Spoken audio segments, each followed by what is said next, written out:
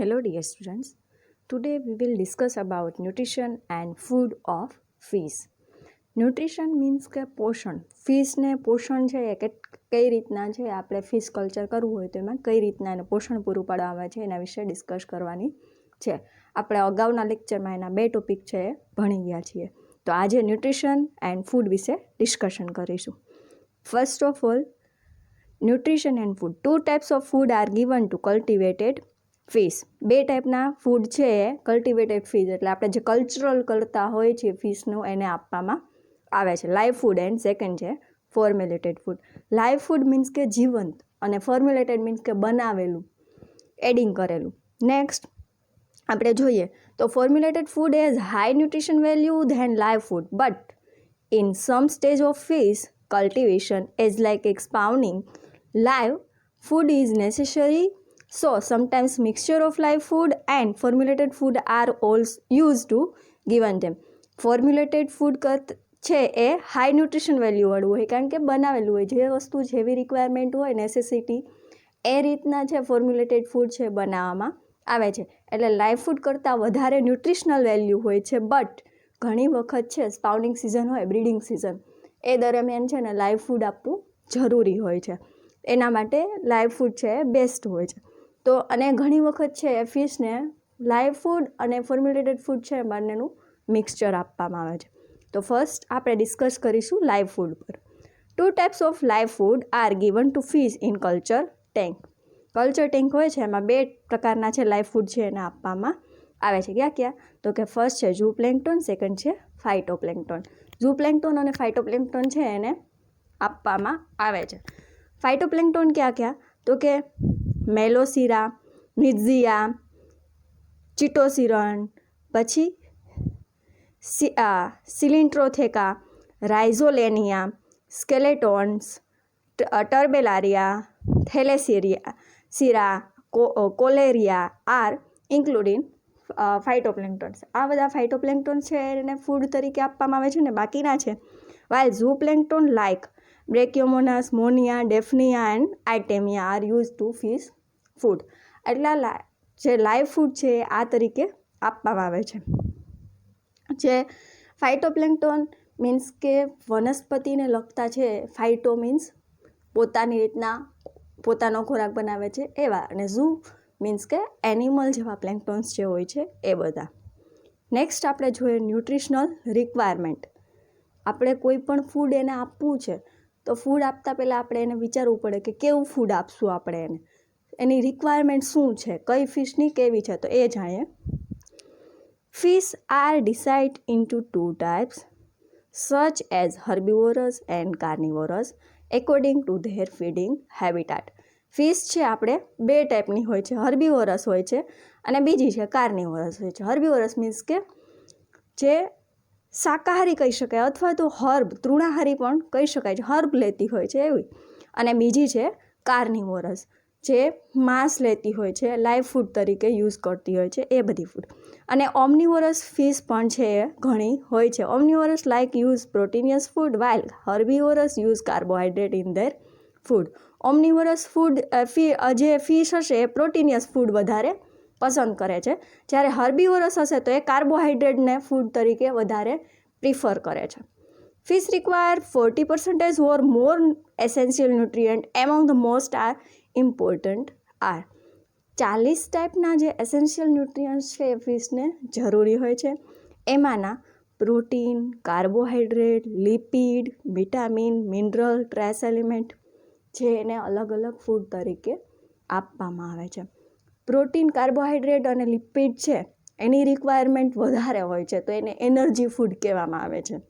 જ્યારે vitamin, mineral એ બધા છે એની રિક્વાયરમેન્ટ છે ઓછી હોય છે, બહુ ઓછી હોય છે, એટલે એને નોન એનર્જીક ફૂડ કહેવામાં આવે છે. આ નોટ કરજો. પછી આપણે જોઈએ protein. Protein are peptide molecule which is consist of amino acid. બધાને જ ખબર છે કે પ્રોટીન છે શું છે? પેપ્ટાઇડ મોલેક્યુલ્સ છે. કેના દ્વારા બનેલો હોય? તો કે એમિનો એસિડ દ્વારા. Protein are required for construction of muscles and general growth of fish. ફિશના જનરલ ગ્રોથ અને રિક્વાયરમેન્ટ જેનું મસલ્સ કન્સ્ટ્રક્શન છે એ બનાવવા માટે જરૂરી છે. In fish food 35 to 55% protein is requirement. કોઈ પણ ફિશ હોય છે તો એના ફૂડમાં 35 થી 55% એને પ્રોટીન છે એ મળવું જોઈએ. Small size fish require higher level of protein for growth than the larger one.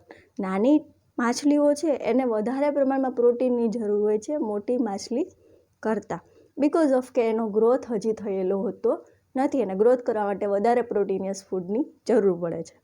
કાર્નિવરસ fish such as rainbow, trout, eel demand feed with high protein content, while herbivorous fish require protein in less its food. આપણે આગળ વાત કરી કે કાર્નિવરસ fish છે એને વધારે protein જોઈએ છે, જ્યારે હર્બિવરસ છે એને વધારે કાર્બોહાઈડ્રેટ જોઈએ, તો એને પ્રોટીનનું પ્રમાણ છે એ ઓછું જોતું હશે. Formulated food include mixture of essential protein like methionine,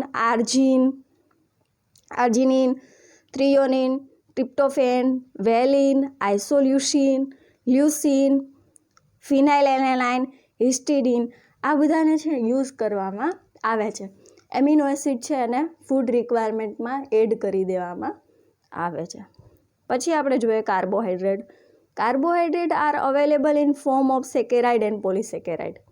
carbohydrate છે કેના ફોર્મમાં હોય? સેકેરાઇડ અથવા તો પોલિસેકેરાઇડ ફોર્મમાં હોય છે. Through digestion these are broken into monosaccharide while are utilize by fish.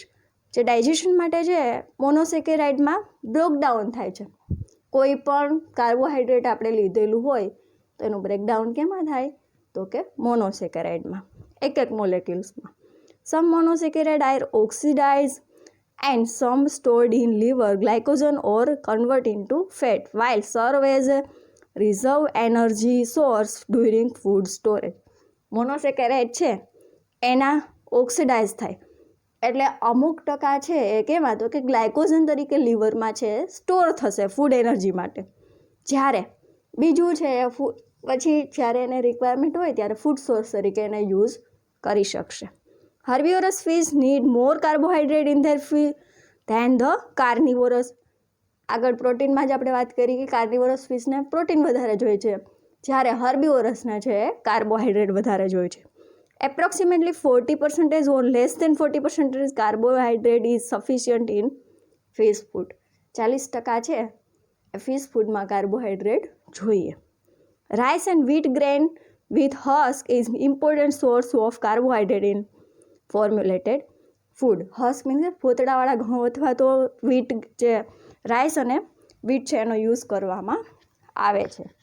In tilapia and milk fish cellulose digested in still utilization rate is low while it is non-digested in cyprinius fish. cyprinid fish means કે major carp જે કહીએ છીએ, common carp એ. ટિલાપિયા અને milk fish છે એમાં સેલ્યુલોઝનું digestion છે હજી પણ થઈ શકે છે. પછી આપણે જોઈએ lipid. Lipid are water insoluble biomolecule which play an important role in energy production of animal tissue and as a source of essential fatty acid. Essential fatty એસિડને કહેવામાં આવે છે EFA. તમને પૂછી શકે EFAનું ફૂલ ફોર્મ આપો. લિપિડ છે એ water insoluble છે બિકોઝ ઓફ કે ફેટ હોય છે એમાં, તો એનર્જી માટે છે મોસ્ટ ઇમ્પોર્ટન્ટ સોર્સ કહી શકીએ છીએ ફિશમાં. Lipid are important source of energy and fatty acid are essential normal growth and survival of fish. ફિશને સર્વાઈવ કરવા માટે ફેટી એસિડ છે એની જરૂર પડે છે, જ્યારે નોર્મલ ગ્રોથ માટે શેની જરૂર પડે છે? Lipid. Beside this, lipid important dietary roles as carrier of fatty acid soluble nutrient like vitamin A, D and K. Vitamin છે A, D, K છે જે ફેટ સોલ્યુબલ વિટામિન કહી શકાય છે અને બાકીની જે વિટામિન છે એને વોટર સોલ્યુબલ કહેવામાં આવે છે. Then unsaturated fatty acid play an important role in the transportation of other lipid.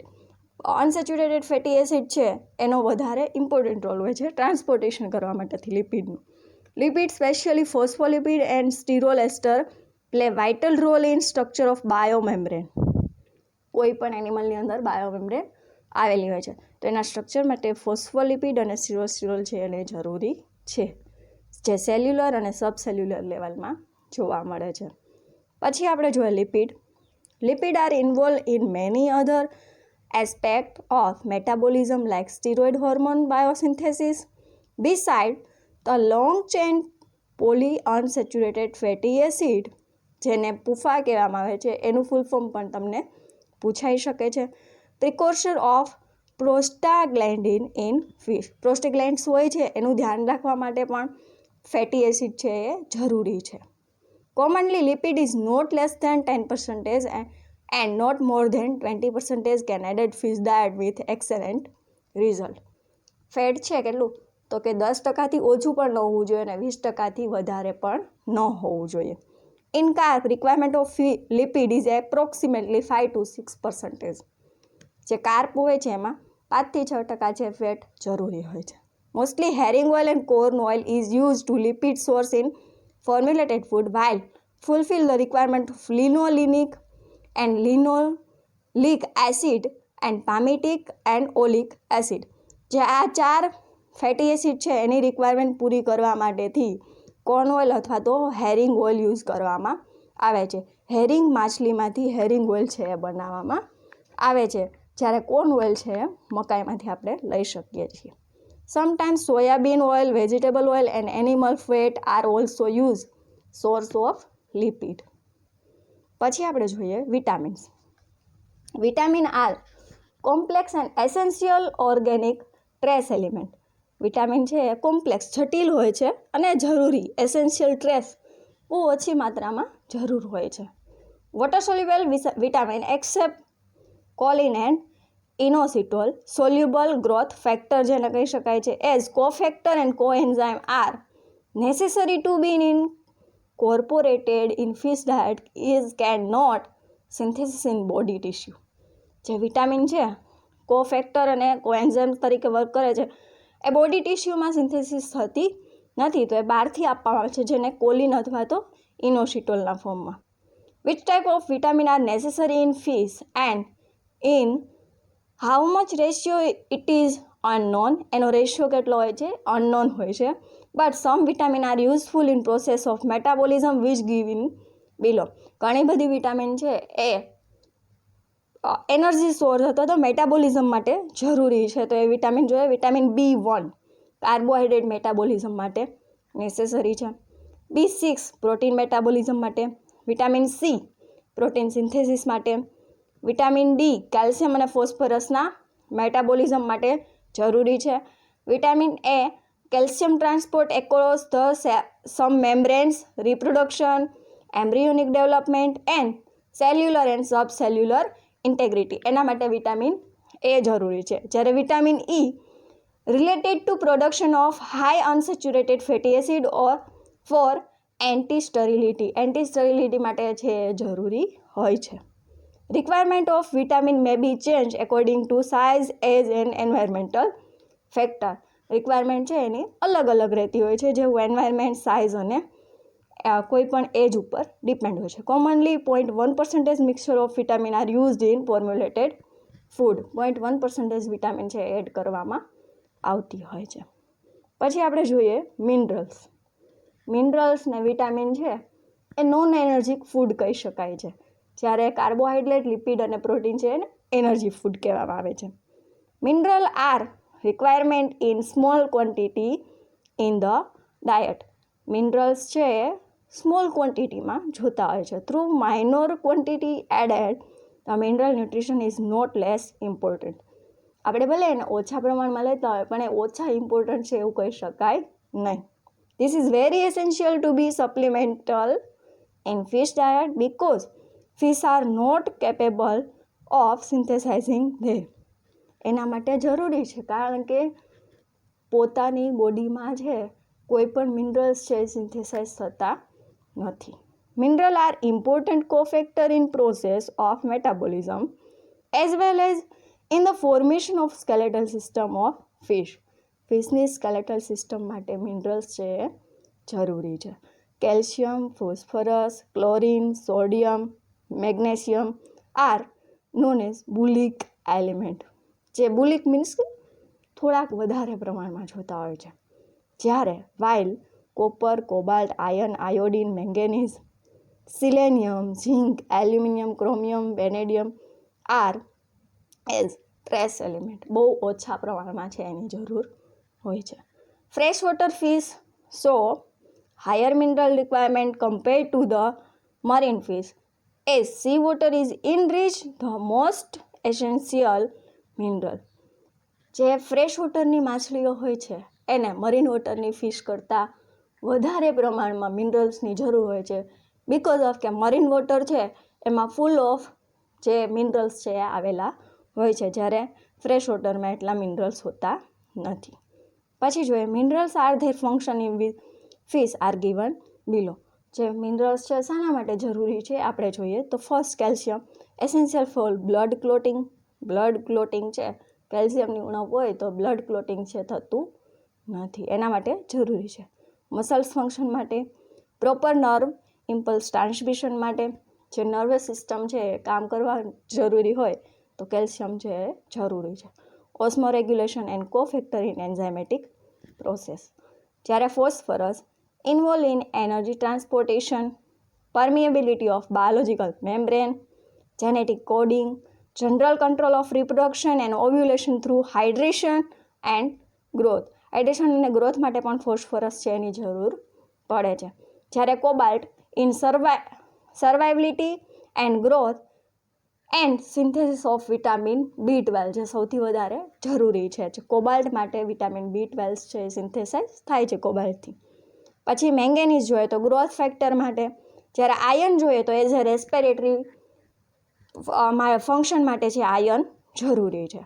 પછી આપણે જોઈએ in formulated food such aluminosilicate, natural zeolites, sodium bentonites, boron, zinc and trivalent chromium are as use growth promoter in aquaculture production process.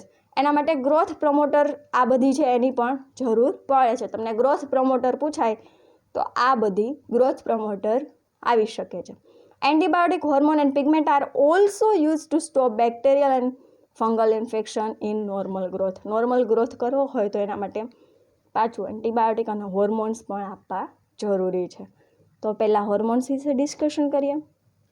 Addition of hormone in fish diet not only control sexual development but also improve feed conservation efficiency, thereby resulting enhanced growth. Hormones છે ખાલી sexual development માટે જરૂરી નથી, but ફૂડની જે conservation છે એના માટે પણ જરૂરી છે કે કાંઈ પણ વસ્તુ ઘટે નહીં, એફિશિયન્સી ન થાય એના માટે હોર્મોન્સ જરૂરી છે. Generally 17 alpha methyl testosterone and diethyl testosterone છે આ બંને સ્ટીરોઇડ હોર્મોન છે. જ્યારે and non steroid hormone thyroxine, iodothyronine, insulin and growth hormone use in aquaculture parasitism ન થાય. પેરાસાઇટ્સ મીન્સ કે કોઈ પણ બાહ્ય પરોપજીવી ન લાગી શકે એના માટેથી આ સ્ટીરોઇડ અને નોન સ્ટીરોઇડ હોર્મોન્સ છે એને આપવામાં આવે છે. પછી જોઈએ આપણે એન્ટીબાયોટિક, જેને કોઈને બેક્ટેરિયલ ઇન્ફેક્શન ન લાગે એના માટેથી આપણે એને એન્ટીબાયોટિક છે એ આપવી પડે છે, જે ફોર્મ્યુલેટેડ ફૂડમાં ઇન્ક્લુડ કરીને જ આપવામાં આવે છે. Antibiotic are costly, integrate and should be feed only. Medicated feed are to given for therapies reason. Antibiotic છે એ વધારે કોસ્ટલી ઇન્ટિગ્રેન્ટ હોય છે. તો ક્યારે? તો કે જ્યારે જરૂરી હોય છે ત્યારે જ એને આપવામાં આવે છે, જ્યારે થેરાપીની જરૂર હોય ત્યારે.